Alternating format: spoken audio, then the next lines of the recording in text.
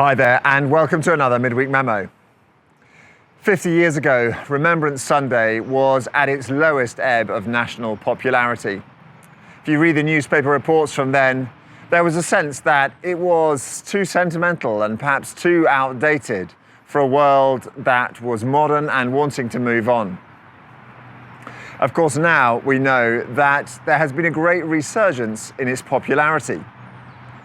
I wonder what you make of Remembrance Sunday. If you participated this last weekend, I'd love to hear from you how you experienced it. Do drop your comments below.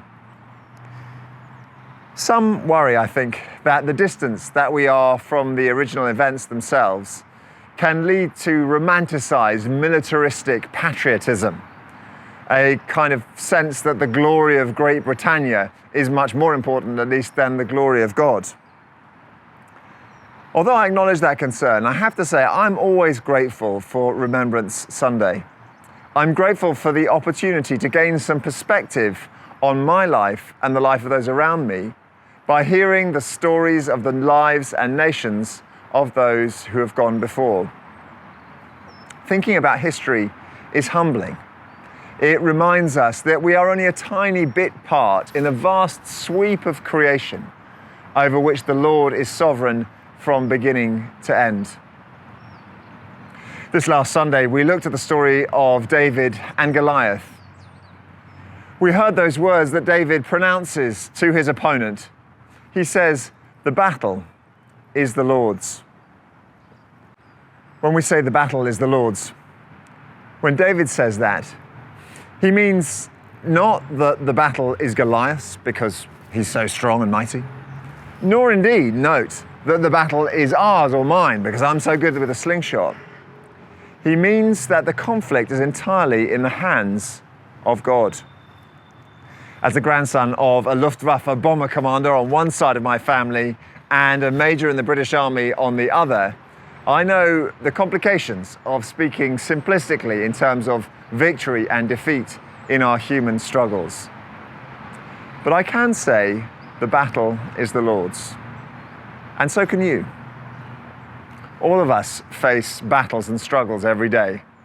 We face struggles with our family, with our relationships, with our workplace. We face disappointments. We face exhaustion. We face crushed dreams. There is so much that we battle. And in the midst of all of those things, we can say the battle is the Lord's. That doesn't necessarily mean we know the immediate outcome, or indeed the outcome in many years. But when we say the battle is the Lord's, we are able to say that we trust our champion. We know who he is, King Jesus, who has won the victory on the cross for us. And when we put our hands in his, we know that wherever our times may take us in eternity, we are safe and secure with him, and there is no better place to be. May you know this week that reality, that the battle is the Lord's.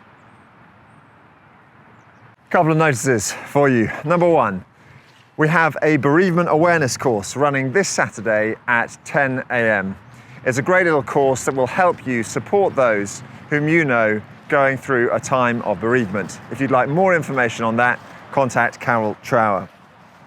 Secondly, this Saturday evening, 7 p.m, we've got our autumn ceilidh. Ceilidhs are great fun. They're brilliant for including all sorts of people, young and old, and dancing. You don't have to have done it before. All the explanation will be there. It'll be a lovely community event. Do join us for that. More on our website. Follow the links down in the description or the link tree. Thirdly, Autumn Rendezvous, a holiday at home for older people. Happens, we've got a single day on Monday, the 22nd of November. The theme for that is Colours of the Autumn. There's going to be all sorts of activities, games and quizzes, entertainment, a light lunch. It'd be lovely to see you for that. More information on that, again, on our website. The link's down in the description.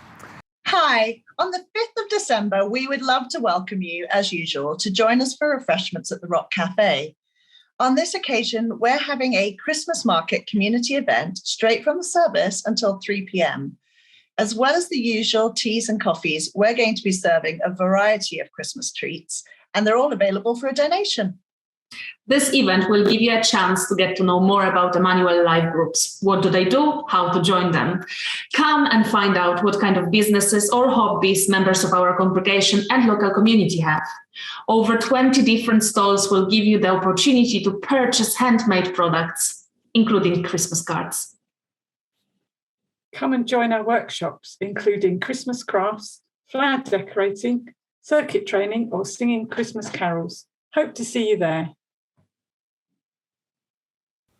So this Sunday we've got a prayer and worship night coming up in the evening service slot at 6:30. It's going to be an amazing time to go deeper with God. We're going to be set up in the round, the band, and everybody will be facing into the centre of the room. Around the edge of the room we're going to have some different prayer stations so you can pray and worship in a way that makes you feel most comfortable. It's going to be an amazing time and I really encourage you to come along to that. Also, starting this Sunday the 21st, we've got our adult Christmas choir starting, and then next Sunday the 28th we've got our children's Christmas choir starting up.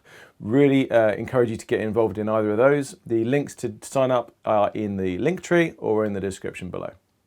Thanks so much for joining us on the Midweek Memo, and don't forget this week, the battle is the Lord's.